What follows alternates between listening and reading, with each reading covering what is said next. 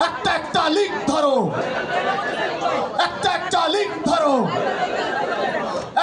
বিতর্কিত স্লোগান, জাতীয় ঐক্যের মুহূর্তে কারা করল সেই বিভাজনের চেষ্টা, অভিযোগের তীরে এনসিপি, কিন্তু এবার তারা মুখ খুলল, দিল কড়া জবাব। একটা একটা লিঙ্ক ধর, এই স্লোগান ঘিরে দেশজুড়ে শুরু হয় তুমুল বিতর্ক। প্রশ্ন ওঠে আন্দোলনের চরিত্র নিয়েই, কিন্তু এবার জাতীয় নাগরিক পার্টি এনসিপি সাফ জানিয়ে দিল এই বিতর্কিত স্লোগানের সঙ্গে তাদের কোনো সম্পর্ক নেই। সোমবার এক প্রেস বিজ্ঞপ্তিতে এনসিপির যুগ্ম সদস্য সচিব সালেহ উদ্দিন সিফাত পরিষ্কার ভাষায় বলেন, আমরা দ্ব্যর্থহীনভাবে বলছি, এনসিপির কোনো সদস্য এমন কোনো স্লোগান দেয়নি যা এই দেশের ইতিহাস বা আন্দোলনের চেতনার বিরুদ্ধে যায়। তাদের দাবি, যেসব আপত্তিকর স্লোগান নিয়ে জনমনে প্রশ্ন উঠেছে তার দায় একান্তই সংশ্লিষ্ট পক্ষের।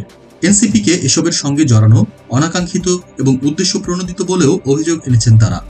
এনসিপির বক্তৃতা আর স্লোগানে ছিল 1947, 1971 আর 2024 এই জনপদের সংগ্রামের ইতিহাসের প্রতিফলন। আর যখন জাতীয় সঙ্গীত পরিবেশন নিয়ে এক পক্ষ আপত্তি তোলে, তখন আন্দোলনকারীরা পিছপা না হয়ে জাতীয় সঙ্গীত গেয়েছে বুক ফুলিয়ে। এটি এমন একটি চিত্র যেখানে ইতিহাসের প্রতি আনুগত্য স্পষ্ট।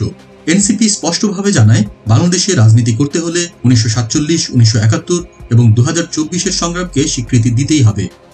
যারা এই ইতিহাসের বিরুদ্ধে অবস্থান নিয়েছে, গণহত্যায় সহযোগিতা করেছে, তাদের স্পষ্ট অবস্থান জানাতে হবে জাতির সামনে। একটি সুদৃঢ় জাতীয় ঐক্য গড়ে তুলতে হলে এমন বিভ্রান্তিকর ও ইতিহাস বিরোধী অপচেষ্টা যে কেবল প্রতিরোধী নয়, তার বিরুদ্ধে দৃঢ় অবস্থানও নিতে হবে। তাহলে প্রশ্ন একটাই, এই ঐক্যের সময়ে কে চাইছে বিভাজন, আর কারা দাঁড়িয়ে আছে জনগণের প্রকৃত ইতিহাস আর আকাঙ্ক্ষার পক্ষে? আপনার মতামত জানাতে ভুলবেন না। মন্তব্যে লিখুন আপনি কার পক্ষ নিচ্ছেন।